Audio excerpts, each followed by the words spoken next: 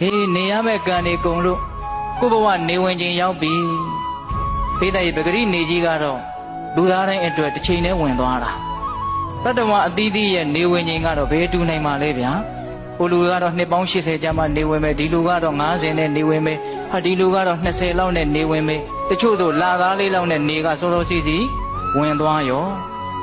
ဟုတ်လားကံကုန်မိုးချုပ်လက်တွဲဖြုတ်က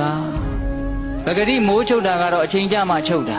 ဒကာသမားတို့ဦးဇင်းတို့ရဲ့ဘဝမိုးချုပ်တာကတော့ချုပ်ခြင်းတဲ့အချိန်မှချုပ်သွားနိုင်တယ်ဟုတ်ရဲ့လား